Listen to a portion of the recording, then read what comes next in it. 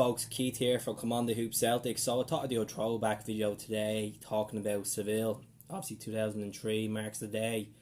16 years ago we got to that UEFA Cup final. Historic night, emotional night, all sorts of feelings. But I'm obviously going to talk about the route to Seville, the fans, the player performances, how it impacted the club as well, the great team we had. So obviously we played Seville, we played Celtic, we played Stuttgart, we played Blackburn Rovers, we played Liverpool, and we also played Boavista in the semi-finals to get there. I know I didn't do it all in order, but look, we had a great European team. Henrik Larsson, Chris Sutton, John Hartson, Stilian Petrov, Paul Lambert, Didier Aga, Alan Thompson, Jackie McNamara, Bobo Balde, Johan Mialbi, Van Geren, Douglas in goal, Sean Maloney, some good players like Lawson as well on the bench as well. Good team, good team. So Seville was the venue. We were playing Porto. Jose Mourinho's Porto. That kind of got him recognised on the European stage for his performance against Celtic. Don't get me wrong, it wasn't the greatest performance I've seen by a team. A lot of people criticised Porto because they were divers, they milked the game, they didn't look like they wanted as much as Celtic wanted it. But at the end of the day, errors cost us. Up front we were brilliant. Larsson scored 2 phenomenal headers, but 80,000 Celtic fans took the trip to Seville. It was our first European final since 1970 against Feyenoord, so massive numbers. If you go onto YouTube, you'll see them all. Boats, planes, people drove to Seville. People just literally forked out all their savings to go to this European Cup final. Played in the Olympic Stadium in Seville, 52,000 seater stadium. I felt like there was more Celtic fans there by a mile. It looked like it was basically 70% Celtic fans to the Portuguese sides and their fans, but phenomenal. Like, you look at the pictures of Seville 2003, unbelievable. What marks Seville for me is I grew up not liking football as a kid. A bit strange, I understand, a bit strange. So what happened was, when we got to Seville, my mum and dad brought me out shopping in May, and at the time I was just literally, I was only 12 years of age, and we were in Lifestyle Sports in Dublin, and my dad picked up the new Celtic jersey at the time, this one here, picked that up in short sleeve, and my ma goes, "Oh, do you want the jersey?" And I was just like, I don't know, I don't really like football. I started playing in the yard with the boys, and so started getting used to it and all. Obviously everybody had Manchester United, Liverpool, loads of people at Celtic as well, because they got to this European final. So yeah, decided, yeah, I'll get a jersey, ma. Yeah, I'll get a jersey. So they were doing a special because it was a clear how literally everybody was buying Celtic jersey. So I got this one here, my first ever Celtic jersey. Emotional times. Stilian Petrov signed it for me a couple of months ago when I met him in Bray Wonder Stadium.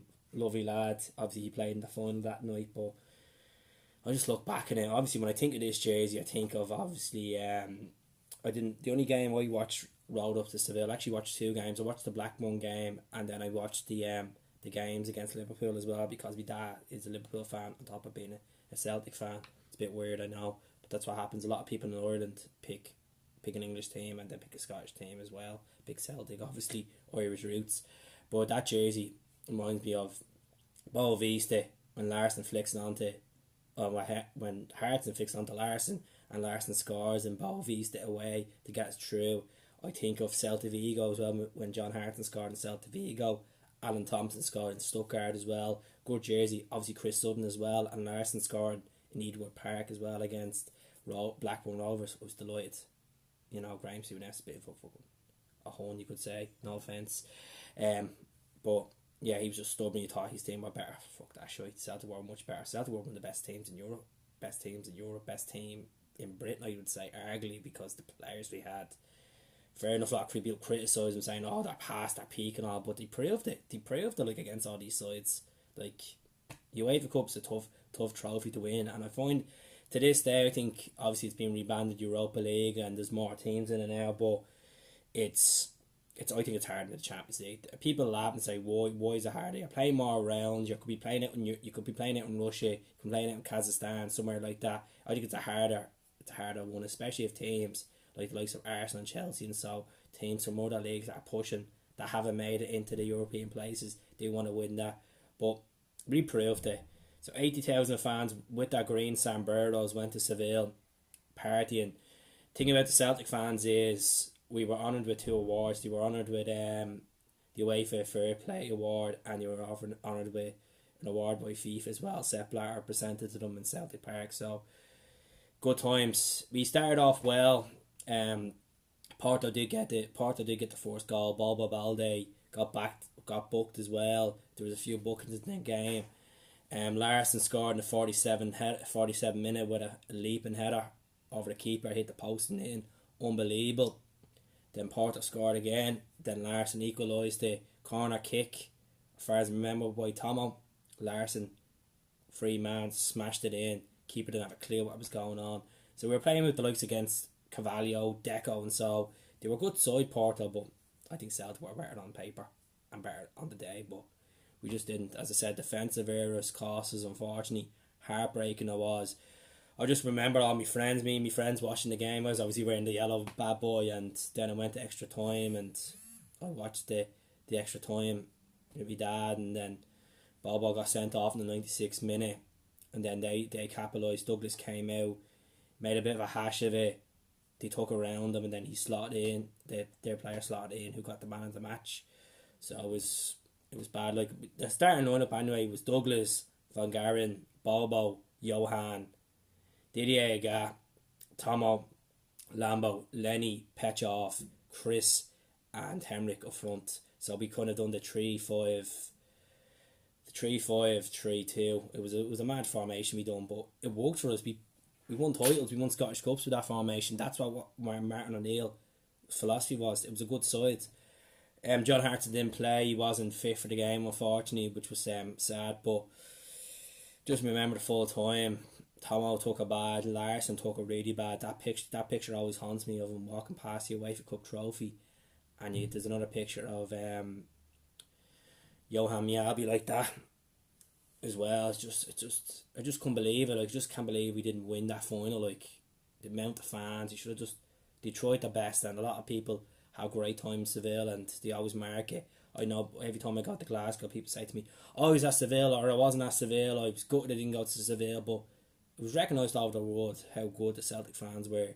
There wasn't trouble, not like other clubs, Scottish clubs that went to places for European finals and smashed the place up. Celtic, they just went for the laugh. They gelled in with the locals. A lot of Raya Batiste fans swapped jerseys with Celtic as well, so that was a nice gesture as well. But look, Larsson finished with 11 goals that season in Europe, which was phenomenal. Like and he did eventually get his revenge and went on to win the Champions League with Barcelona and so. But just can't take away how great we were in the road to Seville. And I know we didn't win the trophy, but the boys will always be remembered. As I said, great players we had. Jackie came off the bench. Sean came off the bench. Lawson came off the bench. It just didn't do it, we couldn't get the breakthrough. We were unlucky a few times, but Douglas pulled off a good few saves, and then obviously they scored with that error from the first one, but what can you do? Nice jersey. Obviously this one as well. We got a great result at Anfield on the road to Seville. Great result in Ewood Park. Great results away in Spain and obviously in Portugal as well. But the one that stuck out for me the most was obviously Anfield. My dad's a Liverpool fan and so, but the Thompson free kick, the John Hartson screamer, that just stuck it out. Obviously we were a bit dodgy in the Boavista home tie when Larsson missed the penalty and all, but we capitalised in the second leg, got through and so. But that's really it for me today. I hope you if you were at Seville, throw me a comment and talk about you as a good times in Seville. As I said, I wasn't a big football fan only until that game made me into football.